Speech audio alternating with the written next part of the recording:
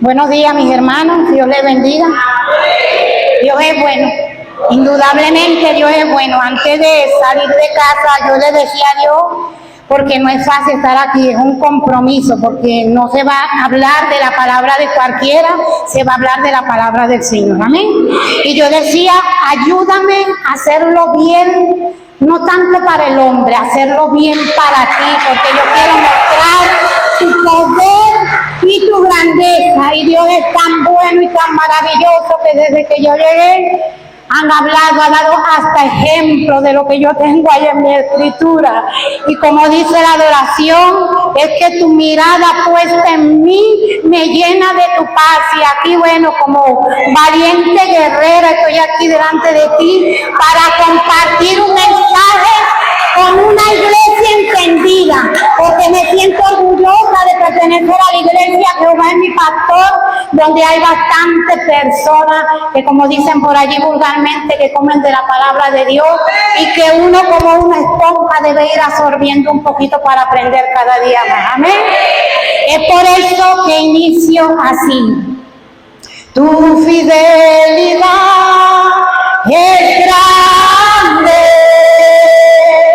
tu fidelidad incomparable, nadie es como tú, bendito Dios, grande es tu fidelidad, tu fidelidad es grande, tu fidelidad incomparable, nadie es como tú, bendito Dios, grande es tu fidelidad, grande es tu fidelidad, gloria a Dios, aleluya. La fidelidad de nuestro Padre eterno es sumamente inmensa, no tiene límites. Amén. El mensaje que voy a compartir con ustedes tiene por título La fidelidad de Dios en su propósito divino. Repito, la fidelidad de Dios en su propósito divino. ¿Qué es fidelidad? Vamos a ver, ¿qué es la fidelidad? Ajá, amén. La fidelidad es lealtad, ¿verdad? Es una cualidad que tenemos nosotros, los seres humanos, de ser leales y constantes en los afectos, en los compromisos, en las obligaciones hacia una persona, una idea o causa, es decir, cumpliendo con la palabra dada. Sin embargo, la fidelidad de Dios es sumamente diferente a esto, porque nosotros, hombres, muchas veces somos desleales hasta la misma fidelidad, ¿verdad? Decimos que somos leales, pero en ocasiones tendemos a hacer ir en contra de eso, ¿verdad? Sin embargo, la fidelidad de Dios es diferente. Es sumamente diferente, es inmutable, quiere decir que no puede cambiar, no se puede modificar, siempre es así, no varía, es decir, es digna de confianza, tanto por su naturaleza como por su promesa. Es incondicional, se manifiesta en ese amor constante, en el perdón, en la renovación, incluso en esos momentos de dificultades, que es allí donde nosotros le fallamos porque cuestionamos su voluntad. Aún así nuestro Padre Celestial sigue siendo fiel. Amén. ¿Qué implica la fidelidad de Dios? ¿Qué es lo que nos da la fidelidad de Dios? En primer lugar, una confianza inquebrantable. Dios siempre cumple su promesa sin importar la circunstancia, porque como le dije anteriormente, es inmutable y Él no es un hijo del hombre para mentir. Amén. Se dice que también tiene consistencia, porque su fidelidad es eterna. Si nosotros somos infieles, Él permanece fiel por su carácter y pacto. Como dice en 2 de Timoteo 2:13, si fuéramos infieles, Él permanece fiel porque Él no puede negarse a sí mismo. Su fidelidad es algo intrínseco de Él, de su ser. Entonces, si Él es infiel, se negaría a sí mismo. Amén. Su fidelidad es verdadera y realista, porque todo lo que Dios dice, todo lo que Dios hace corresponde tanto a la verdad como a la realidad. Y eso no es desde ahorita, eso viene desde su creación hasta su venida. Amén. También se dice que es soberana, porque tiene el poder de asegurar que nada ni nadie puede impedir que se cumpla aquí en la tierra tanto su voluntad como el propósito, su propósito, ese propósito también que tiene para cada uno de nosotros. Amén. Es cuidadosa y también los provee, es decir, Dios nos cuida, Dios nos provee y hace siempre lo mejor para sus hijos. ¿Para qué? Para que seamos transformados a la imagen y semejanza de Cristo. Amén. ¿Cómo se manifiesta la fidelidad de Dios? En primer lugar, en la palabra, porque Él es fiel en sus revelaciones y también en sus promesas. Aquí en la iglesia, en nosotros también se manifiesta esa fidelidad, cumpliendo nuestras promesas, dándonos amor, guiándonos en nuestro andar.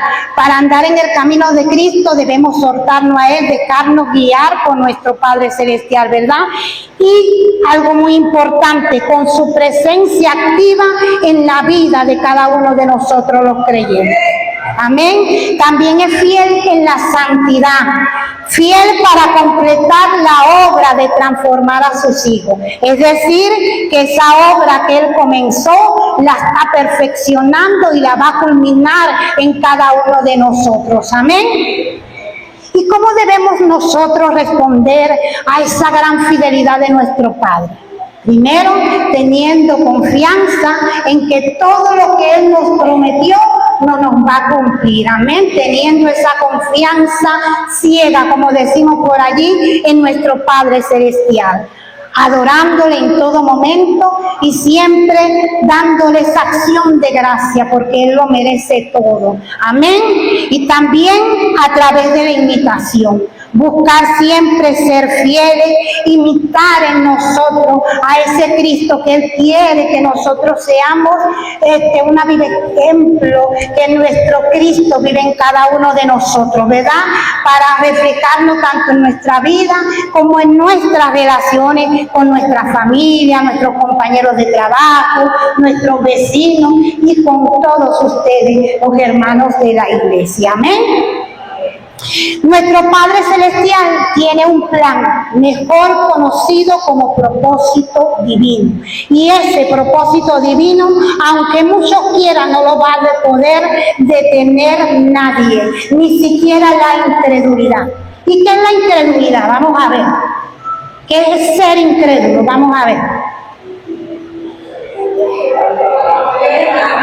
Es no tener, es no creer en la palabra, no creer en nuestro Padre Celestial. Y eso, amén. Y eso es bastante preocupante, porque si no creemos, detenemos nosotros mismos las promesas y las bendiciones que nuestro Padre tiene para con nosotros. Es decir, estamos obstaculizando la obra de Dios en la vida de cada uno de nosotros si nosotros somos incrédulos. Amén. ¿Y cómo se manifiesta la incredulidad? Con una desconfianza ¿en quién? Es justamente en Dios.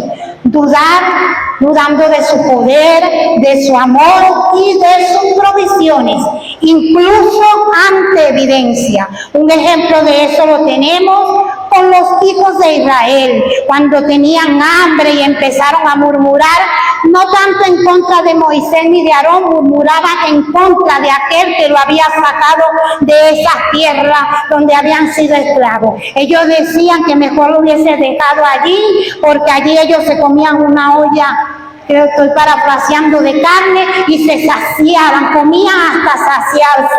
Y, amén, sí, se saciaban. Entonces murmuraban en contra de Dios. Eso que ya habían visto la gloria, le habían dado provisiones, lo había sacado de un lugar donde por tanto tiempo había sido extraño, ellos dudaron de ello. Y fue allí cuando Dios, que es tan misericordioso, le manda el maná. Pero le dice, van a tomar cada día lo que consideren, pues me imagino yo, a sustentarse en el día, pero no guarden para mañana. Un día de reposo, pero no mienten, no guarden mañana. Y muchos dudaron de Dios el día siguiente a mandar ese y cometieron el error de guardarlo. ¿Y qué le pasó? Lo que usted y yo sabemos, no solamente se dañó, sino que le salieron gusanos, ¿verdad? Estaban viendo la provisión de Dios y desconfiaron de ese Padre Celestial. Otra manera de manifestarse la incredulidad es rechazo a la verdad, oponerse a Jesús, a su milagro y enseñanza, o negarse a la existencia de ellos. Tal es el caso, un ejemplo vivo de los ateos. Ellos dicen que ellos no creen en Dios porque ellos no tienen ninguna evidencia de que Dios existe. Por lo tanto, ellos consideran innecesaria esa creencia. Ellos consideran innecesaria buscarlo y creer en Dios. Amén. También la incredulidad se manifiesta con una ceguera espiritual. ¿Qué nos da o qué es lo que hace la ceguera espiritual? No pueden ver la luz del Evangelio, es decir, no van a poder ver la verdad de Jesús y se van a dejar llevar por razonamientos vanos, oscuros, por razonamientos engañosos. Y un ejemplo, como lo decía el hermano Pedro, que Dios es bueno, me lo dio aquí, la mujer de Lot, que a pesar de las advertencias divinas de no mirar atrás cuando ella estaba saliendo de Sodoma, ella desobedeció, convirtiéndose en esa estatua de sal que simbolizaba ¿qué? Simboliza el aferrarse al pasado pecaminoso. Mientras que Lot iba adelante, quería desprenderse del pecado, esta mujer quería permanecer en él. Qué tremendo somos a veces nosotros los seres humanos. Amén. Gloria a Dios, aleluya. La incredulidad en Dios y su propósito, dice la historia, que es tan antigua como el Edén, como ese paraíso maravilloso que fue creado por nuestro Padre Celestial. Y ustedes dirán, ¿cómo nació la incredulidad ahí? Si allí había abundancia del Señor, si allí estaba la comunión con Dios. Ya les voy a explicar cómo nació la incredulidad. Vamos a irnos al libro de Génesis, capítulo 3, versículos del 1 al 3. Repito, Génesis capítulo 3, versículos del 1 al 3. Tiene por título Desobediencia del hombre. Pero la serpiente era astuta, más que todos los animales del campo que Jehová Dios había hecho, la cual dijo a la mujer: con que Dios os has dicho, no comáis de todo árbol del huerto. Y la mujer respondió a la serpiente: del fruto de los árboles del huerto podemos comer, pero del fruto del árbol que está en medio del huerto, dijo Dios, no comeréis de él ni le tocaréis, porque morirás. Allí justamente nació la incredulidad.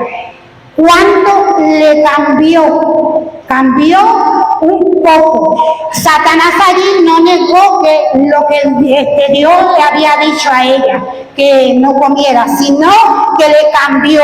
Satanás, Dios le dijo que podía comer de los frutos de todos los árboles del Edén, mas no del que estaba en el centro. Mas Satanás, esa serpiente astuta, le dijo, así que Dios te dijo que no comiera de ninguno de los frutos de todas las... ¿Se dan cuenta? Allí nace la incredulidad. Cuando se cambia la palabra perfecta del Señor, allí es donde nace la incredulidad.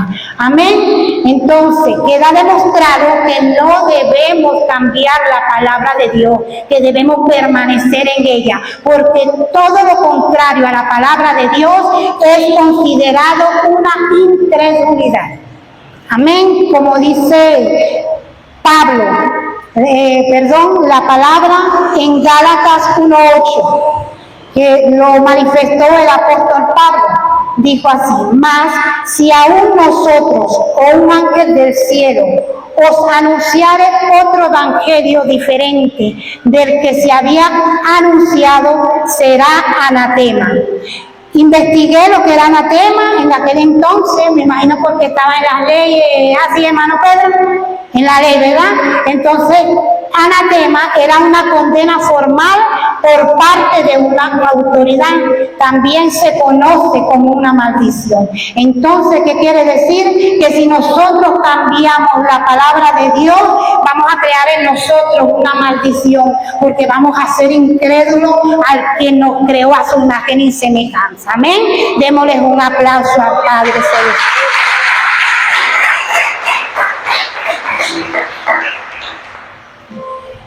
Permanecer, como ya le dije, fiel. Eva, como dice, se movió un poquito de la palabra. Ella pensaría, si yo hago esto, a lo mejor Dios pase por alto eso. Pero resulta ser que nosotros sabemos que Dios es bueno, pero también Dios es fuego consumidor. En ese entonces era un Dios, bueno, sigue siendo todavía, un Dios de juicio. Para mostrarnos que el amor hacia nosotros tiene que darnos juicio. Tenemos que vivir las consecuencias de aquellas cosas que Dios te dice que no haga, pero tú vas para adelante si la haces. Y como Dios es fiel, y Él dijo que nos amó, porque no creo porque nos amó, porque nos ama y porque nos va a seguir amando, Él hace que nosotros vivamos las consecuencias de ese error, de ese pecado cometido, ¿verdad? Entonces, la palabra dice, cielo y tierra pasarán, mas mi palabra no pasará. La palabra de Dios se mantiene y nosotros debemos dar fe de eso, de que se mantenga. Adán y Eva dudaron de la palabra divina, prefirieron los deseos, los deleites, y fue un acto tanto de desconfianza como de desobediencia, introduciendo el pecado y una naturaleza pecaminosa en la humanidad. Sin embargo, Dios, como es un Dios de misericordia, Él, después de su desobediencia, le dio una esperanza. ¿Cuál fue esa esperanza? Que la descendencia de Eva derrotaría a Satanás. Amén. Que de ahora en adelante ellos se iban a preparar, que de ahora en adelante ellos iban a ser fieles a la palabra. ¿Para qué? Para destruir a aquel que anteriormente le había engañado. Fue misericordioso con ellos, porque los vio desnudos y le dio túnica para que se cubrieran su pecado. Creó también para ellos, y bueno, eso también nos toca a nosotros, un plan de aprendizaje y elección. Pues ellos, ¿para qué? Para que ellos pudieran experimentar la muerte, el dolor, la separación, pero esto no lo hizo por maldad, lo hizo para que ellos conocieran del bien y del mal y conocieran la importancia de la obediencia. Y también le dio bendición, porque bendijo la creación, le permitió tener una madre a todos los seres vivos. Amén. Es decir, no los abandonó. Luego inició un plan de salvación centrado en la promesa de ¿quién? En la promesa de Jesús, que vino ¿a qué? ¿A qué vino Jesús? A redimir a la humanidad, ¿verdad? De las consecuencias de ese pecado que se había cometido anteriormente, permitiendo a sus descendientes elegir el bien a través de la fe y la obediencia. Gracias, hermano. ¿Cuál es el propósito de ese plan de salvación? En primer lugar, que nosotros glorifiquemos al Padre, que seamos transformados a la imagen de Cristo y que cumplamos aquí en la tierra una misión. ¿Cuál es esa misión que nosotros tenemos aquí en la tierra cuando seamos transformados como la imagen de Cristo? Vamos a ver. Amén, llevar la luz a esos incrédulos, ¿verdad? Para que al igual que nosotros, ellos también se puedan gozar con el Señor, ellos también puedan tener presente esa palabra de fe, esa esperanza, amén. Cumplir una misión en la tierra, ¿para qué? Para también recibir la vida eterna. A través de un plan que usa todas las circunstancias. Ahí no iba a ser bonito como iba a ser en el Edén. No, este plan va a haber cosas buenas y cosas malas. Vamos a estar contentos, pero hay momentos que tenemos que vivir dificultades, pero ese es bueno para ir perfeccionando nuestro carácter y ir como ganando más, o como decir, fortaleciendo esa fe en nuestro Padre Celestial, ¿verdad? Amén. Hay otros ejemplos de incredulidad, como la misma gente de Israel, sigo con ella, cuando el agua de las rocas, el pueblo también siguió murmurando y siempre yo decía, una palabra clave en ellos, mejor no hubiésemos dejado allá en Egipto, mejor no hubiese dejado en Egipto. En este caso carecían de agua, tenían mucha sed y entonces mejor no hubiese, para morir aquí, mejor no hubiese dejado en Egipto, siempre murmurando, y eso irritaba a nuestro Padre Celestial. Estamos allí, pastora, peleando la buena batalla de la fe, porque es un camino, como dicen, es un camino angosto, en donde se nos presenta dificultad y donde viene el diablo a querer engañarnos, y si nosotros lo dejamos, muchas veces cometemos el error de eso. Bueno, y entonces Dios manda con un anciano y le dice a Moisés que lleve su vara y que golpee la peña. ¿Para qué?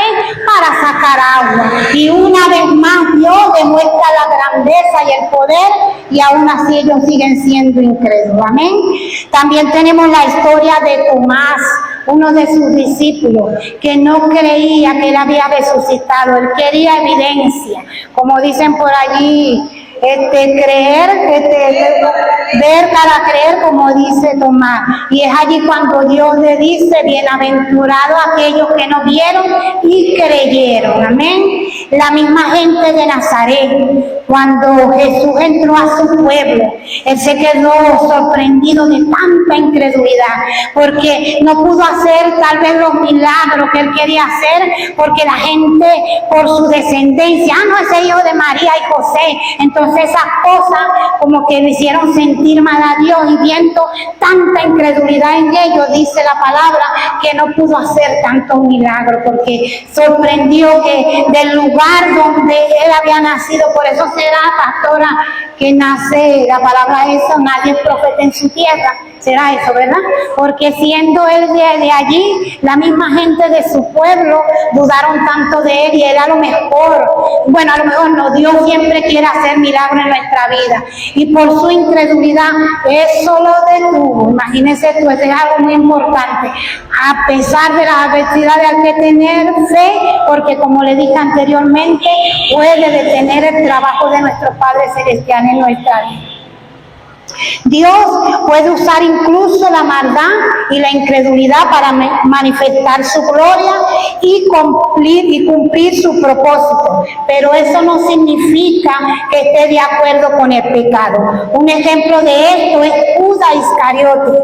En el plan de Dios para Jesús, él sabía que Jesús, para llevarse los pecados, debía ser crucificado, pero para ser crucificado debía ser traicionado por alguien, y en este caso él utilizó a Judas Iscariote. Por eso es que se dice que Dios puede utilizar incluso la maldad para manifestar su gloria. Amén. Él sigue siendo fiel.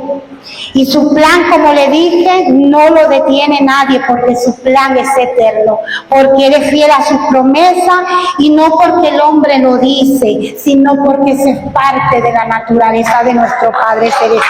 Amén.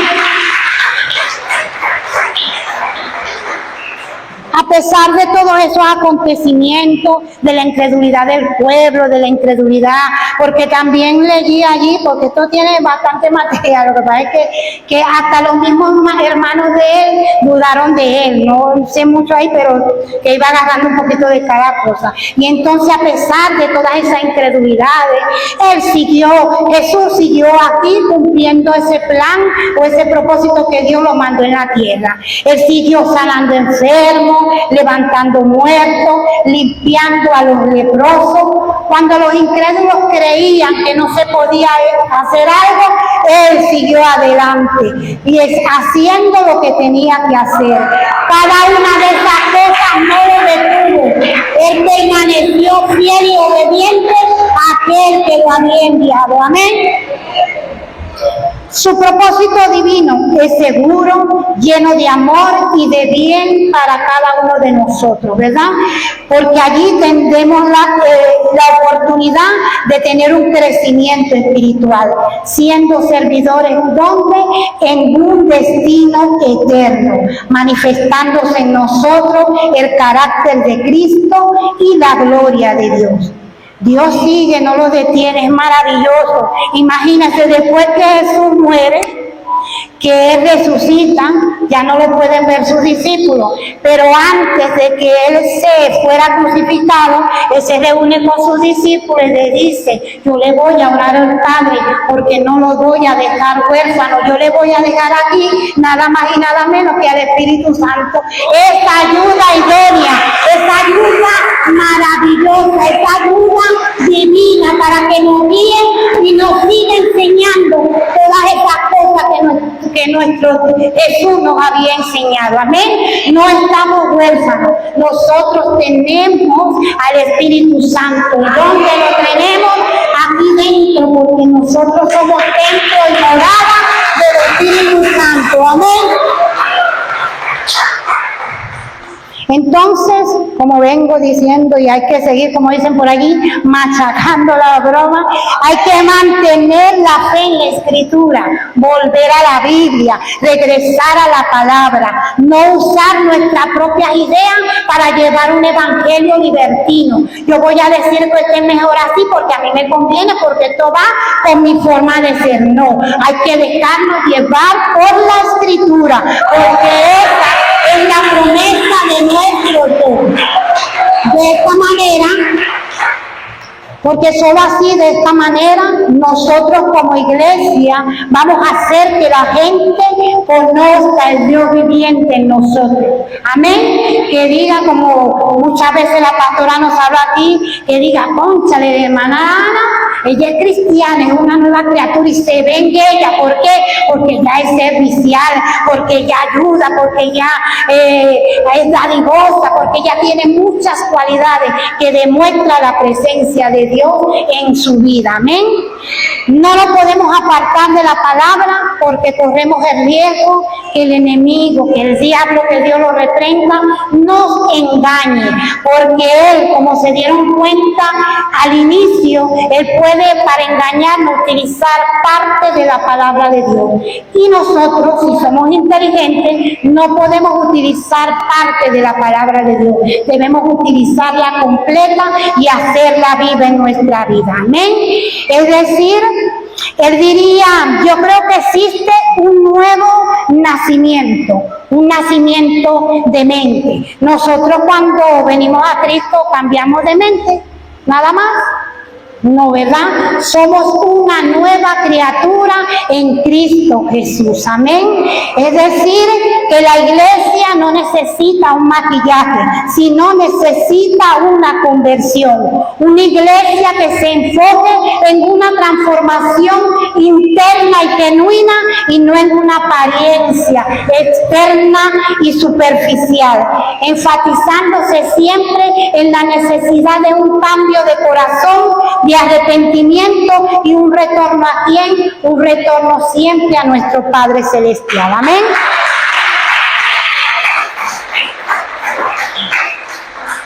Para mantenernos como iglesia de pie, debemos estar entrenados en la palabra, porque habrá muchos imitadores carnales como Janes y Jambres que se resistieron a Moisés. También habrá en esas personas, en esos falsos profetas, que también lo dicen aquí en la Escritura y que nosotros tenemos que tener cuidado. Esas personas con mente reprobada van a hablar engaño a la verdad. Y nosotros sabemos que el único verdadero, Jesús fue y es la única verdad. Como nos dice en Juan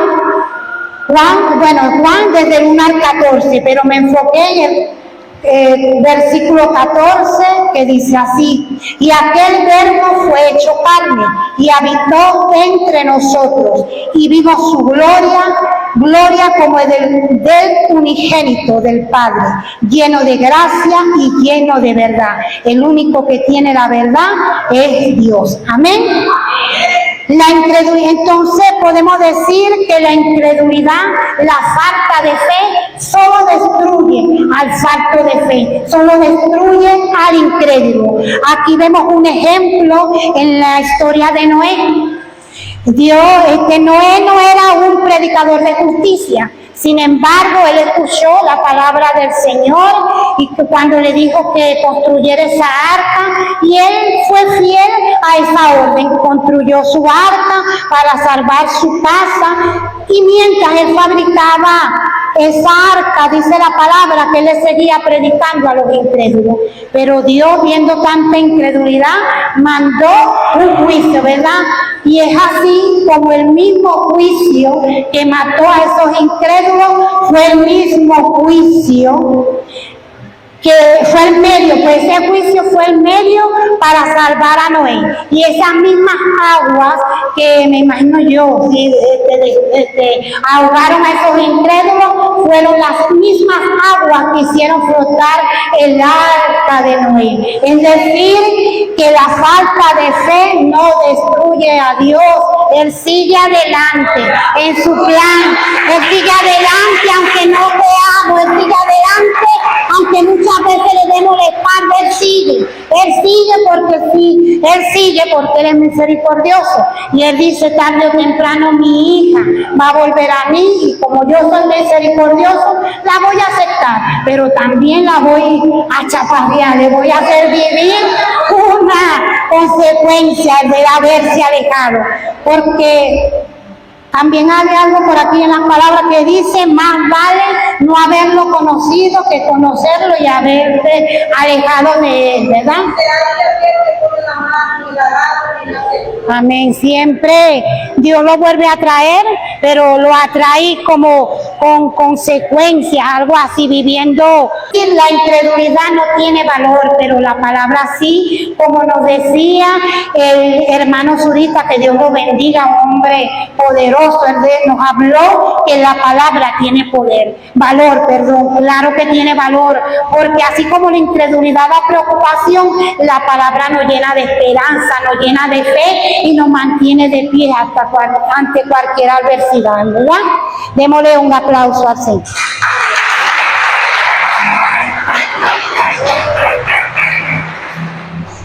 Hay otra historia por aquí que tiene que ver con la incredulidad, de un hombre que tuvo la oportunidad de subir a la Estatua de la Libertad antes de que la cerraran. Y él dice que estando allí se paró por una ventana y vio que habían varios gorriones muertos. Y él decía, ¿será que lo envenenaron? Y entonces le preguntó al guía y él le dice que no, que se había presentado 2 noches antes una tormenta, y con la cuestión de los relámpagos, y los movimientos de los árboles, los gorriones, para buscar refugio, debieron de haberse dejado guiar por la luz de la antorcha. Sin embargo, como los truenos y los movimientos de los árboles los cegaron, ellos chocaron directo con la antorcha y por eso murieron. Y entonces esa historia la relacionan con los incrédulos, que en vez de tomar la antorcha, que es la palabra de Dios, porque Dios es la luz, y encontrar un refugio seguro ¿en quién? En Cristo, amén. Se golpea muchas veces contra ella, muriendo en pecado y desgracia, tratando de pagar una luz que ni usted, ni yo, ni nadie puede apagar, porque es totalmente difícil. Dice en la palabra en Juan 8:12, otra vez Jesús les habló diciendo, yo soy la luz del mundo, el que me sigue no andará en tiniebla, sino que tendrá la luz de la vida. Amén.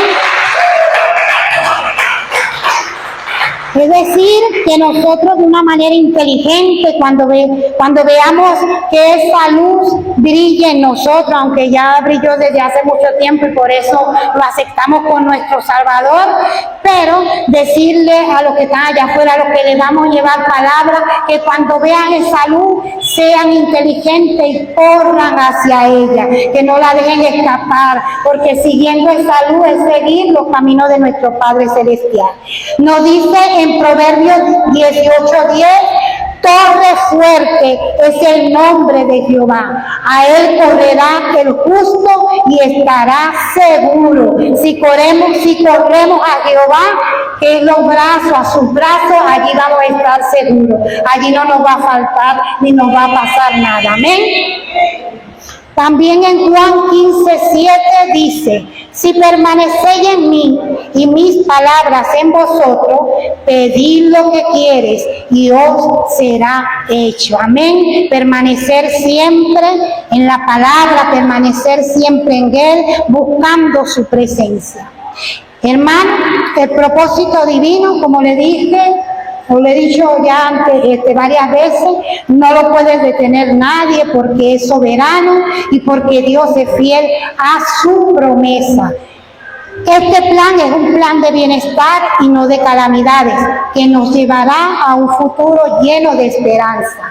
No olvidemos que fuimos creados con un plan de amor, de crecimiento y servicio para reflejar a Cristo y encontrar el deleite al cumplir buenas obras con la promesa de un futuro. Una esperanza inquebrantable. Así que crecemos, amemos y seguimos sirviéndole, dejando huella y siendo aquí en la tierra un instrumento de paz.